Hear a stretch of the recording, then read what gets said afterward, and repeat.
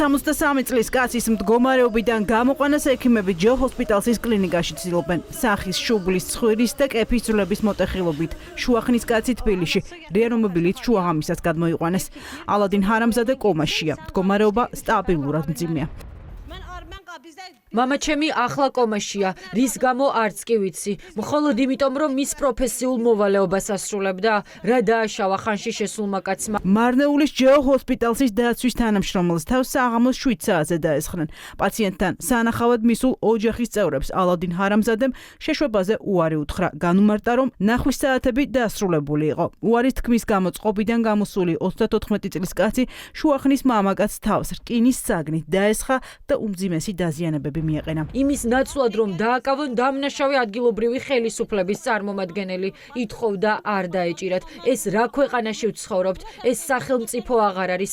რანაირად ვექცევით ერთმანეთს ჩვენ აზერბაიჯანელები. ჯერ ქუჩაში კლავენ ყველას თანდასწრებით ახალგაზრდა ბიჭს და ხმის ამომღები არავინ არის. ახლა კიდე მამას მიკლავენ. მე ახლა ერთადერთი ის მინდა რომ ჩემი მეუღლე გადარჩეს. ის ახლა გათიშულია და არ ვიცით რა მდგომარეობაში გაიღვიძებს. მხოლოდ ამის შემდეგ გაირკვევა ბევრი რამ. დამნაშავე დაისჯება. ანგარიშწორების შემდეგ თავდამსხმელი ადგილიდან გაიქცა. დაზარალებულის ოჯახის წევრების თქმით, შემთხვევის ადგილზე პოლიციას საგამოძიებო მოქმედებები არ ჩაუტარებია. ოჯახი ამტკიცებს, რომ ადგილზე მისული თვითმმართველობის წარმომადგენლები მათ გადაბირებას შეეცადნენ. თავდამსხმელის წინამდე საარჩივარი არ შეეტანათ. ამ დროს სად არის პოლიცია? პოლიცია არსად მინახავს. არავინ მოსულა და უკითხავს არაფერი.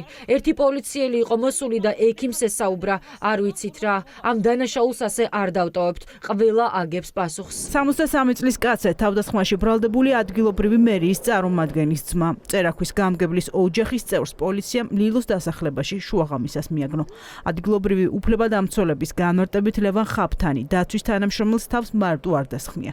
მასთან ერთად იმყოფებოდნენ ოჯახის წევრებიც. ოჯახის წევრების ინფორმაციით მეორე მხარე, ვინც მოწალადე მხარე არის, არც არ მივიდა კლინიკაში და ისინი ელოდებიან, რომ ეს კლინიკის თანხა არის დასაფარი, ვინ გადაიხდის ამ თანხას, ასევე როგორც გავიგე ინფორმაცია, ეს კონკრეტული პირი არის წერაკვის ადმინისტრაციული ერთეულის უფროსის ძმა, ასევე მარნეულის საკრებულოს მოადგილეს ახლობელი და შესაბამისად საკრებულოს მოადგილეს და მისი შვილი ასევე იმყოფებოდნენ კლინიკასთან ახლოს, ის ნაკვირდებოდნენ რა ხდება, მედია როგორ მუშაობს, პოლიცია როგორ მუშაობს და რა ხდება ამ ამბის ირგვლივში. ოღონდ არავინ არ მივიდა დაზარალებულის ოჯახთან, მათ ინფორმაცია რომ მიაწოდონ რა ხდება დაზარებულის ჩვენ მეშვეობით, გაიგო ინფორმაცია რომ ეს ადამიანი დაკავებული არის. ლევან ხაფთანის წინააღმდეგ საქმე 117 ჯანმრთელობის მძიმე დაზიანების მუხლით არის აღძრული.